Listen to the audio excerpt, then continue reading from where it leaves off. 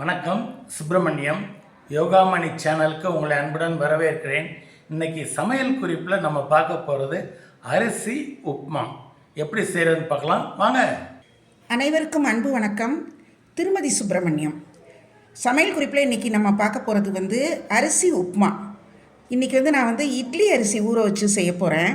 அதுக்கு 1 கப் இட்லி அரிசி எடுத்து ஒரு 3 ஹவர்ஸ் நல்லா சோக் பண்ணி அது நல்லா களைஞ்சி எடுத்து வச்சுருக்கிறேன். அதோட ஒரு 1/4 கப் துவரம் பருப்பு, அதுவும் நல்லா 3 ஹவர்ஸ் நல்லா சோக் பண்ணி வச்சு களைஞ்சிட்டு எடுத்து வச்சுருக்கிறேன். இப்போ இது ரெண்டையும் நல்லா அந்த தண்ணியை ஃபில்ட்ரு பண்ணி எடுத்துகிட்டு வரேன். முதல்ல அரிசியை நல்லா ஃபில்ட்ரு பண்ணி வச்சிடலாம்.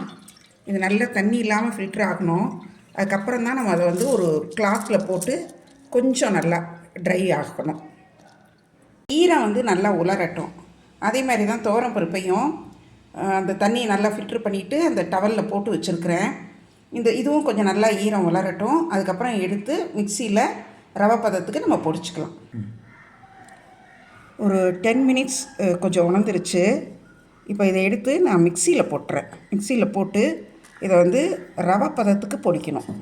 இந்த அரிசி துவரம்பருப்பு ரெண்டையுமே மிக்சியில் போட்டு ரவை பதத்துக்கு பொடிச்சிடலாம். இந்த அரிசியை பார்த்திங்கன்னா பல்ஸ் மோடில் போட்டு எடுத்திருக்கேன். அதனால் நல்லா ஒன்று போல் ரவையாயிடுச்சு.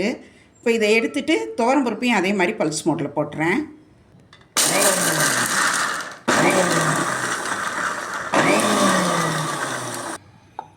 இப்போ அந்த துவரம்பருப்பையும் பல்ஸ் மோடில் போட்டுட்டு திரும்ப அந்த அரிசி குருணையும் அதோடு போட்டு திரும்ப 2 தடவை பல்ஸ் மோடில் போட்டு கலந்து எடுத்து வச்சுருக்கிறேன். அடுத்தது நம்ம குக்கரை வச்சிடலாம். தாளிக்கிறதுக்கு தேவையான பொருட்கள்லாம் எடுத்து வச்சுருக்கிறேன். கடுகு, உளுந்தம்பருப்பு, கடலைப்பருப்பு, பச்சை மிளகாய் 2 நறுக்கி வச்சுருக்கிறேன். மிளகா வத்தல், அது ஒரு 2 மிளகா வத்தல் கிள்ளி வச்சுருக்கிறேன். முந்திரி பருப்பு, பெருங்காயம், மிளகு பொடி 1 ஸ்பூனு, சீரகம் ஒரு 1.5 ஸ்பூன் எடுத்து வச்சுருக்கிறேன். அடுப்பில் ஒரு பேன் வச்சுருக்கிறேன். பேன் வச்சு அதில் எண்ணெய் நல்லெண்ணெய் நல்லா தாராளமாக 2 டேபிள் ஸ்பூன் ஊற்றிருக்கிறேன்.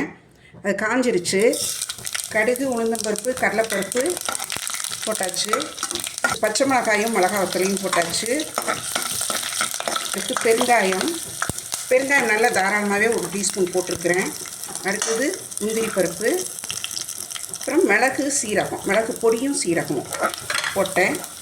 இந்த பொடிச்சு வச்ச குருணை அதை இதில் சேர்க்குறேன்.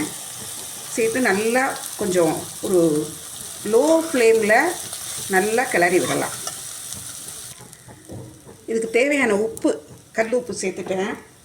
இப்போ 1 கப் இட்லி அரிசி ஊற வச்சு குருணையாக எடுத்தது ப்ளஸ் 1/4 கப் துவரம்பருப்பு, இது 2த்துக்கும் சேர்த்து 4 கப் தண்ணி ஊற்றுறேன்.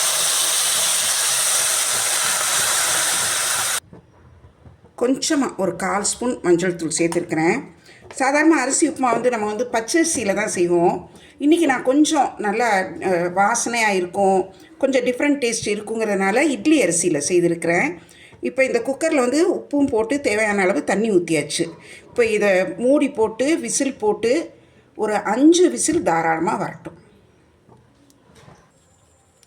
குக்கர் ஒரு 5லேருந்து 7 சவுண்டு வரைக்கும் வர விட்டேன். ஓப்பன் பண்ணி பார்க்கலாம்.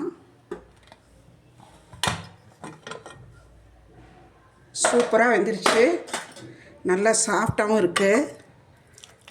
இந்த ஒவ்வொரு அரிசியில் பண்ணுறப்பவும் ஒவ்வொரு விதமான ஃப்ளேவர், அந்த சாஃப்ட்னஸ் வித்தியாசமாக இருக்கும், நல்லா இருக்கும். இப்போ இதை எடுத்து பரிமாறிடலாம். சூப்பரான வாசனையில் அருமையான ஃப்ளேவரில் அரிசி உப்புமா தயாராகிடுச்சு. இந்த வீடியோ உங்களுக்கு ரொம்ப பிடிச்சிருக்கும். செய்து பாருங்கள், எப்படி இருந்துச்சுன்னு சொல்லுங்கள். இந்த வீடியோவை லைக் பண்ணுங்கள், ஷேர் பண்ணுங்கள். எங்கள் யோகாமணி சேனலுக்கு சப்ஸ்கிரைப் பண்ணுங்கள். நன்றி, வணக்கம்.